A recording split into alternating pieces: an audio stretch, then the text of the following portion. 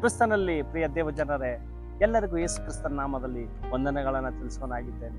ನಾವು ಕಳೆದ ಸಂದೇಶದಲ್ಲಿ 2 ವಿಷಯಗಳ ಬಗ್ಗೆ ನಾವು ತಿಳಿದುಕೊಂಡಿದ್ದರೆ, ಯಾವುದರಿಂದ ದೂರ ಇರಬೇಕು ಮತ್ತು ಯಾವುದಕ್ಕಾಗಿ ನಾವು ಪ್ರಯಾಸ ಪಡಬೇಕು ಎಂಬುದಾಗಿ. ಈ ದಿನದಲ್ಲಿ ನಾವು 3ನೇ ವಿಷಯದ ಬಗ್ಗೆ ನಾವು ತಿಳಿದುಕೊಳ್ಳುವವರಾಗಿದ್ದರೆ, ನಾವು ಯಾವುದನ್ನ ಕಾಪಾಡಿಕೊಳ್ಳಬೇಕು ಎಂಬುದಾಗಿ.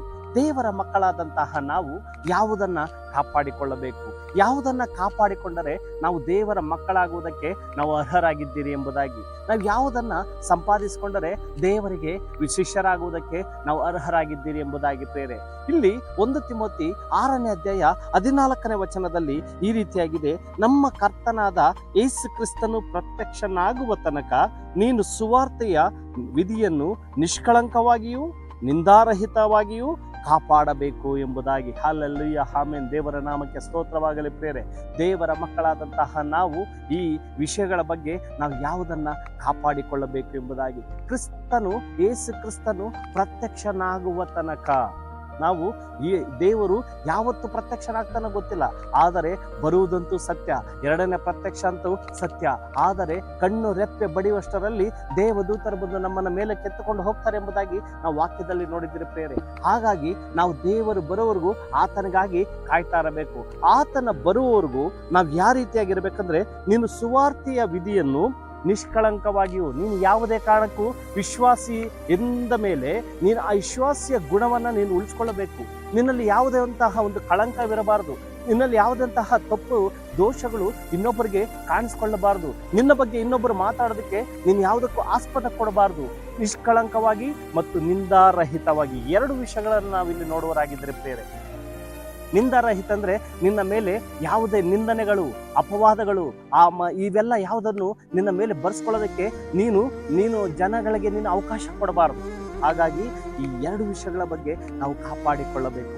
ಯೇಸು ಕ್ರಿಸ್ತನು ಬರುವ ತನಕ ನಿಷ್ಕಳಂಕವಾಗಿ ಮತ್ತು ನಿಂದಾರಹಿತವಾಗಿ 2 ವಿಷಯಗಳ ಬಗ್ಗೆ ನಾವು ಅತ್ಯಂತ ಜಾಗರೂಕತೆಯಿಂದ ನಾವು ನಮ್ಮ ಜೀವನವನ್ನ ನಾವು ಕಾಪಾಡಿಕೊಳ್ಳಬೇಕು ಬೇರೆ. ಮತ್ತು ಒಂದು ದೇವರ ಮಕ್ಕಳಾಗೋಕೆ ನಾವು ಯಾವುದಕ್ಕೆ ಅರ್ಹರಾಗಿದ್ದೀವ ಎಂಬುದಾಗಿ. ಹೌದು, ನಾವು ಕಳೆದ 2 ಸಂದೇಶಗಳಲ್ಲಿ ನಾವು ನೋಡಿದ್ದೀರಿ ಯಾವುದರಿಂದ ದೂರ ಇರಬೇಕು, ಯಾವುದಕ್ಕಾಗಿ ಪ್ರಯಾಸ ಪಡಬೇಕು ಮತ್ತು ಯಾವುದನ್ನ ಕಾಪಾಡಿಕೊಳ್ಳಬೇಕು ಎಂಬುದಾಗಿ. ನಾವು ಈ ವಿಷಯದಲ್ಲಿ ನಾವು ಕಾಪಾಡಿಕೊಳ್ಳುವುದರ ವಿಷಯವಾಗಿ ನಮ್ಮ ಸಾಕ್ಷಿಯನ್ನ, ದೇವರ ಮಕ್ಕಳೆಂಬುದ ಶಿಷ್ಯತ್ವ ಸಾಕ್ಷಿಯನ್ನ ನಾವು ಇಸ್ಕೊಳ್ಬೇಕು. ಅನೇಕ ಜನಗಳ ಮಧ್ಯದಲ್ಲಿ ನಮ್ಮ ಸಾಕ್ಷಿ ಯಾವ ರೀತಿಯಾಗಿದೆ, ನಮ್ಮ ನುಡಿ ಯಾವ ರೀತಿಯಾಗಿದೆ, ನಮ್ಮ ಮಾತು ಯಾವ ರೀತಿಯಾಗಿದೆ, ನಾವು ಹೊರಗಿನ ಪ್ರಪಂಚದಲ್ಲಿ ನಾವು ಯಾವ ರೀತಿಯಾಗಿ ನಾವು ಜೀವನ ಮಾಡ್ತಾ ಇದ್ದೀವಿ. ನಾವು ದೇವರ ಮುಂದೆ ಒಂದು ತರ ಮಾಡ್ತಾ ಇದ್ರ, ದೇವರನ್ನು ಬಿಟ್ಟ ಮೇಲೆ ನಾವು ಇನ್ನೊಂದು ತರ ನಾವು ನಾಟಕ ಮಾಡ್ತಾ ಇದ್ರೆ ಎಂಬುದಾಗಿ ಇಲ್ಲಿ ಪ್ರಶ್ನೆ ಉದ್ಭವ ಆಗುತ್ತೆ ಪ್ರೇರೆ. ಆದರೆ ದೇವರ ಮಕ್ಕಳು 2 ವಿಷಯಗಳು, ಒಂದು ನಿಂದಾರಹಿತ ಮತ್ತು ನಿಷ್ಕಳಂಕ, 2 ವಿಷಯಗಳ ಬಗ್ಗೆ ನಾವು ತುಂಬಾ ಗಂಭೀರವಾಗಿ ನಮ್ಮ ಜೀವನವನ್ನ ಕಾಪಾಡಿಕೊಳ್ಬೇಕು. ಎಲ್ಲಿವರೆಗೂ? ಕ್ರಿಸ್ತನು ಬರುವ ತನಕ. ಹೌದು, ದೇವರು ಬರುವ ತನಕ ನಮ್ಮ ಒಂದು ಸಾಕ್ಷಿಯನ್ನ ಕಾಪಾಡಿಕೊಳ್ಳಬೇಕು. ನಮ್ಮ ಸಾಕ್ಷಿಯನ್ನ ಕಾಪಾಡಿಕೊಂಡ್ರೆ ನೀನು ದೇವರ ಮಗನಾಗುವುದಕ್ಕೆ, ದೇವರ ಮಗಳಾಗುವುದಕ್ಕೆ, ದೇವರ ವಿಶ್ವಾಸಿ ಆಗೋದಕ್ಕೆ, ದೇವರ ಕುಟುಂಬ ಎನಿಸ್ಕೊಳ್ಳೋದಕ್ಕೆ ನಾವು ಯೋಗ್ಯರಾಗಿರ್ತೀರಿ ಪ್ರೇರೆ. ಹಾಗಾಗಿ ನಾವು ಈ ವಿಷಯಗಳ ಬಗ್ಗೆ ದೇವರು ನಮ್ಮನ್ನ ಸಂಕ್ಷಿಪ್ತವಾಗಿ ವಾಕ್ಯಗಳ ಮುಖಾಂತರವಾಗಿ ನಮ್ಮನ್ನ ಎಚ್ಚರಿಸ್ತಾ ಇದ್ದಾರೆ. ಹೌದು, ನಾವು ನಿಷ್ಕಳಂಕ ಮತ್ತು ನಿಂದಾರಹಿತ ಕ್ರಿಸ್ತನು ಬರುವ ತನಕ, ಅಲ್ಲಿವರೆಗೂ ನಾವು ಸಹ ನಮ್ಮ ಒಂದು ಸಾಕ್ಷಿಯನ್ನ ನಾವು ಕಾಪಾಡಿಕೊಳ್ಳಬೇಕು ಎಂಬುದಾಗಿ. ಹಾಗಾಗಿ ದೇವರು ಈ ವಾಕ್ಯಗಳನ್ನು ಆಶೀರ್ವಾದ ಮಾಡಲಿ. ನಿಮ್ಮೆಲ್ಲರಿಗೂ ಈ ಒಂದು ಸಂದೇಶದಿಂದ ಅನೇಕರಿಗೆ ಒಂದು ಆತ್ಮಿಕವಾದಂತಹ ಒಂದು ಲಾಭ ಸಿಗಿದೆ ಎಂಬುದಾಗಿ ನಾನು ನೆನೆಸುವನಾಗಿದ್ದೇನೆ. ನಿಮಗಾಗಿ ನಾನೆಲ್ಲರೂ ಪ್ರಾರ್ಥನೆ ಮಾಡುವರಾಗಿದ್ದೇವೆ. ನೀವು ಈ ಸೇವೆಗಾಗಿ ಮತ್ತು ಇದಕ್ಕಾಗಿ ನೀವು ಪ್ರಾರ್ಥನೆ ಮಾಡಿದೆ. ಕರ್ತನು ನಿಮ್ಮೆಲ್ಲರನ್ನ ಆಶೀರ್ವಾದ ಮಾಡಲಿ. ನಾವು ಪ್ರಾರ್ಥನೆ ಮಾಡೋಣ ತಲೆಗಳನ್ನು ಬಾಗಿ. ಪರಿಶುದ್ಧನಾದ ದೇವರೇ, ನಿನ್ನ ಘನವುಳ್ಳ ನಾಮಕ್ಕೆ ಸ್ತೋತ್ರ. ಕರ್ತನ ದೇವ, ವಿಶೇಷವಾಗಿ ಕರ್ತನೆ, ಈ ಒಂದು ಸಮಯದಲ್ಲಿ ದೇವ 3 ವಿಷಯಗಳ ಬಗ್ಗೆ ದೇವ ನಮಗೆ ತಿಳಿಸಿದ್ಯಾ ಕರ್ತನ ದೇವೇ. ಮೊದಲನೇದಾಗಿ ದೇವ, ನಾವು ಯಾವುದರಿಂದ ದೂರ ಇರಬೇಕು? ಹಣದಾಸೆಯಿಂದ ದೂರ ಇರಬೇಕು ಮತ್ತು ಯಾವುದಕ್ಕಾಗಿ ನಾವು ಪ್ರಯಾಸ ಪಡಬೇಕು? ನಂಬಿಕೆ, ಪ್ರೀತಿ, ಸಾತ್ವಿಕತ್ವ ಇವುಗಳನ್ನ ಸಂಪಾದಿಸಿಕೊಳ್ಳೋದಕ್ಕೆ ಪ್ರಯಾಸ ಪಡು ಎಂಬುದಾಗಿ. ಹೌದು, ನಾವು ಯಾವುದನ್ನ ಕಾಪಾಡಿಕೊಳ್ಳಬೇಕೆಂಬುದಾಗಿ ನೋಡುವಾಗ ಯೇಸು ಕ್ರಿಸ್ತನು ಪ್ರತ್ಯಕ್ಷನಾಗುವ ತನಕ ನಾವು ನಿಂದಾರಹಿತವಾಗಿಯೂ ಕರ್ತನ ದೇವೇ ಮತ್ತು ನಿಷ್ಕಳಂಕವಾಗಿಯೂ ನಾವು ಇರಬೇಕೆಂಬುದಾಗಿ ವಾಕ್ಯಗಳ ಮುಖಾಂತರವಾಗಿ ನೀನು ತಿಳಿಸಿದ್ಯಪ್ಪ. ಅದಕ್ಕಾಗಿ ಸ್ತೋತ್ರ.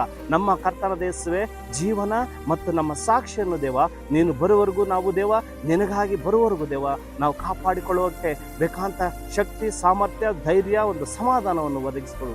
ಈಗ ಕೇಳಿದಂಥ ಎಲ್ಲ ವಾಕ್ಯಗಳು ಕರ್ತನೆ, ಇಲ್ಲಿ ನೋಡುವಂಥ ಎಲ್ಲ ಜನಗಳಿಗೂ ನಿನ್ನ ನಾಮದಲ್ಲಿ ದೇವ ಅವರಿಗೆ ಶುಭವನ್ನು ಅನುಗ್ರಹಿಸು ಮತ್ತು ಅವರಿಗಿರುವಂಥ ಎಲ್ಲ ಕುಂದುಕೊರತೆಗಳನ್ನು ನೀಗಿಸು ಮತ್ತು ಈ ಸಂದೇಶದ ಮುಖಾಂತರವಾಗಿ ಅನೇಕರಿಗೆ ಕರ್ತನ ದೇಶವೇ ಆತ್ಮಿಕ ರೀತಿಯಲ್ಲಿ ಲಾಭವನ್ನು ತರುವಾಗೆ ಸಹಾಯ ಮಾಡು. ಯೇಸು ಕ್ರಿಸ್ತನ ನಾಮದಲ್ಲಿ ಬೇಡಿ ಬಂದಿದ್ದೀನಿ ತಂದೆಯೇ, ಆಮೆನ್.